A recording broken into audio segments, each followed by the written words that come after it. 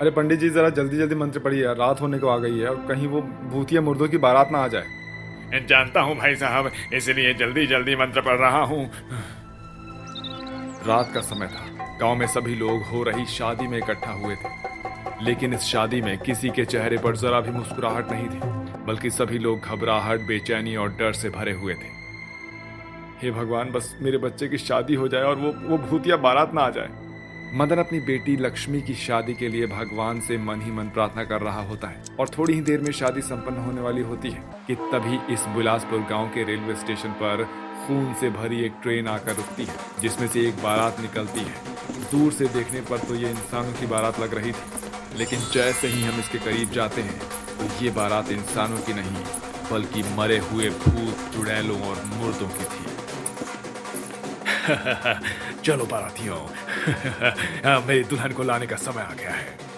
वो भूतिया मुर्दों की बारात ढोल ताशे के साथ नाचते हुए गांव में हो रही मदन की बेटी की शादी में पहुंच जाते हैं। उस भूतिया मुर्दा को रात को देखकर शादी में सभी लोग इधर से उधर भागने लगते हैं। हे भगवान, ये भूतिया मुर्दों की बारात कैसे आ गई? अरे गांव वालों, कोई तो मेरी बेटी को बचाओ प्लीज। ससुर जी आपके दामाद आए हैं, स्वागत नहीं करोगे हमारा? हाँ। भूतिया दूल्हा अपनी भूतिया घोड़े से उतरता है और मंडप में बैठी लक्ष्मी को उठाकर ले जाने लगता है। छोड़ो मुझे, मुझे छोड़ो, बाबा बचाओ मुझे।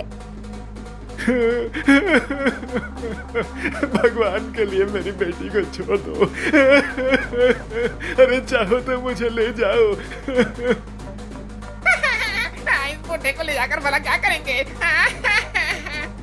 भूतिया बाराती मदन पर हंसने लगते हैं और देखते ही देखते भूतिया मुर्दों की बारात लक्ष्मी को सीधा उस ट्रेन के अंदर ले जाती है और वो ट्रेन देखते ही देखते अचानक से गायब हो जाती है।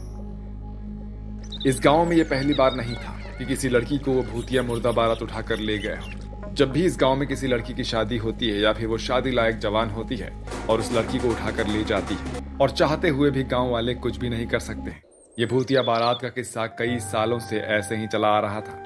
ऐसे ही एक दिन, यार 8 बजे का आया हूँ, 9 बज गए हैं, लेकिन कोई भी मुझे स्टेशन पर लेने क्यों नहीं आया? न जाने कहाँ रह गए चाचा यार। दिल्ली से बिलासपुर रोहन अपने चाचा से मिलने के लिए आया था। रोहन को रेलवे स्टेशन पर खड़े हुए काफी देर हो चुकी थी। जैसे जैसे रात गहरी होती है वैसे वैसे पूरा रेलवे स्टेशन भी अब खाली होने लगता है। ये क्या यार, अभी तो बस रात के 10 बजे हैं और ये पूरा रेलवे स्टेशन इतना सुनसान कैसे हो गया? रोहन रेलवे स्टेशन पर एक जगह जाकर बैठ जाता है और थोड़ी देर में फिर से वो भूतिया मुर्दों से भरी ट्रेन रेलवे स्टेशन पर आकर रुकती है। देखते ही देखते उस ट्रेन के अंदर से एक बार फिर मुर्दों की बारात निकलती है और एक बार फिर से वो बारात किसी मासूम लड़की को शिकार बनाने के लिए निकल जाती है। अपनी आंखों से ये सब मंजर देखकर रोहन को तो यकीन ही नहीं होता। आखिरकार ये सब क्या था? ये हकीकत था या फिर मेरी आंखों का धोखा? क्या सच में मुर्दों की बारात थी? क्या सच में मैंने अभी मुर्दों की बारात देखी? रोहन उन मुर्दों की बारात के पीछे जाने लगता है कि तभी रोहन के चाचा राजेश अचानक से आ जाते हैं और रोहन का हाथ पकड़ लेते हैं। कहाँ जा रहा है तू उनके पीछे? जल्दी से चले यहाँ से, अगर उन्होंने देख लिया ना हमें तो जिंदा नहीं छोड़ेंगे। राजेश रोहन को जल्दी से बाइक पर बैठाता है और उसे घर लेकर आ जाता है। घर आने के बाद राजेश उसे सारी बातें बताता है। अरे चाचा जी, आप ये क्या कह रहे हो? मुझे तो बिल्कुल यकीन नहीं हो रहा है, लेकिन मैंने तो अपनी आंखों से देखा है। भला कैसे कैसे हो सकता है ये सब? तू मान या मत मान, लेकिन यही हकीकत है। कुछ साल पहले बारातियों से भरी एक ट्रेन बिलासपुर से रवाना हुई थी, लेकिन बीच में ही अचानक से उस ट्रेन में आग लग गई और सारे बाराती जलकर राख हो गए। तब से यही भूतिया मुर्दों की बारात उस रेलवे स्टेशन पर भटक रही है। जब भी इस गांव में कोई शादी होती है या शादी लायक कोई लड़की जवान होती है तो ये भूतिया बारात आती है और उस लड़की को अपने साथ ले जाती है। भूतिया मुर्दा बारातियों के चलते कोई भी अपनी बेटी की शादी करने को तैयार नहीं था, लेकिन आखिरकार अपनी बेटियों की उम्र को निकलता हुआ देखकर एक परिवार आज अपनी बेटी की शादी करता है। लेकिन शादी से पहले ही वो भूतिया बारात आती है और एक और दुल्हन को अपने साथ लेकर चली जाती है। चाचा जी, मेरा हाथ छोड़िए। देखिए वो दुल्हन को कैसे लेकर जा रहे हैं। अरे मुझे उनकी मदद करने दीजिए। तुझे अपनी जान प्यारी है तो चुपचाप से यहीं पर खड़ा हो जा। जो हो रहा है उसे होने दे। राजेश के चलते रोहन कुछ भी नहीं कर पाता और भूतिया मुर्दों का बारात एक और दुल्हन को अपने साथ ले जाती है। ये क्या हो गया? अरे मेरी बेटी के साथ ये भूतिया मुर्दों की बारात, अरे मेरी बेटी को ले गई, लेकिन मुझे क्यों छोड़ गए? अरे मुझे भी अपने साथ ही ले जाते और मार देते। संभालिए खुद को आप लोग। अरे कितने बुज़दिल हो आप लोग, हैं? न खुद मदद करते हो और ना ही किसी को मदद करने देते हो। तुझे क्या लगता है तेरे आने से पहले कभी हमने इस मुर्दों की बारात से लड़ने की कोशिश नहीं की होगी? अरे जो मुर्दों की बारात के सामने आया उसे मुर्दों की बारात ने मौत के घाट उतार दिया। अरे हम चाह कर भी कुछ नहीं कर सकते हैं बेटा, कुछ नहीं कर सकते। लेकिन अब हमें करना होगा। अगर आप लोग चाहते हैं कि आपकी इतनी नाजों से पाली हुई बेटियों की कुर्बानी ना हो तो हमें एक साथ मिलकर कदम उठाना होगा, वरना आप सब एक दिन अपनी बेटियों को खो देंगे। रोहन की बात सुनकर सभी गांव वालों के अंदर हिम्मत जागती है, जिसके बाद अब रोहन और गांव वाले एक बहुत बड़े तांत्रिक बाबा के पास जाते हैं और उन्हें सारी बातें बताते हैं। मुर्दे सबसे ज्यादा ताकतवर होते हैं, खासकर रात के समय।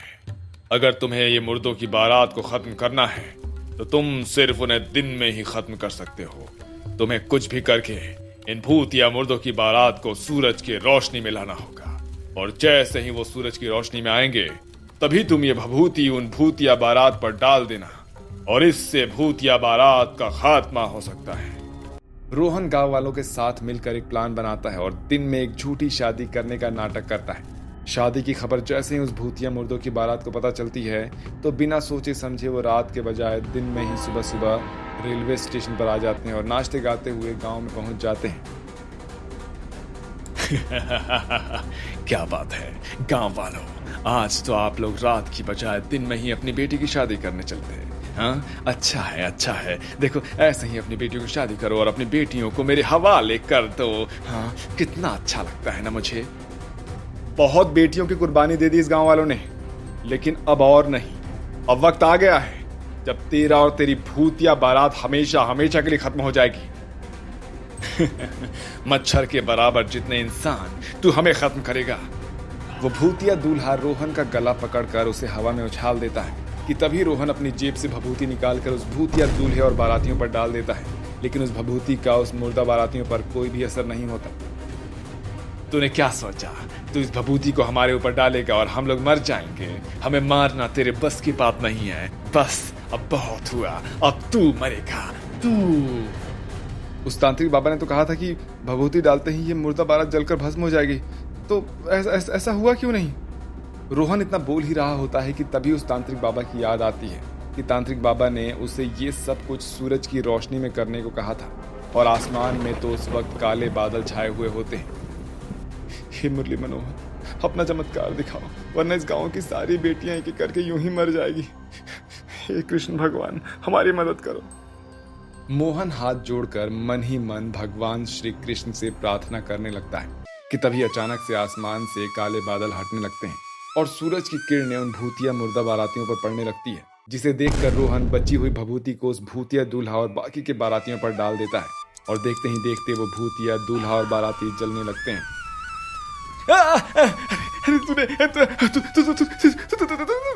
तूने क्या किया? अरे हमें छोड़ दे, हमें छोड़ दे, वरना हम तुझे नहीं छोड़ेंगे। अरे हम वापस आएंगे। भूतिया दूल्हा और उसकी बारात जलकर भस्म हो जाती है, जिसे देखकर गांव वाले काफी ज्यादा खुश होते हैं। वाह बेटे वाह, मेरे शेर, मेरे बेटे, इतने सालों में जो हम लोग नहीं कर पाए वो तूने सिर्फ 2 दिन के अंदर कर दिया। बेटा तुम हमारे लिए मसीहा हो, तुमने न जाने कितनी बेटियों की जान बचाई है बेटा। रोहन की बहादुरी के चलते सभी गांव वालों को उस भूतिया मुर्दा बारात से हमेशा हमेशा के लिए छुटकारा मिल जाता है, जिसके बाद अब सभी गांव वाले बड़े धूमधाम से अपनी बेटियों की शादी करते हैं।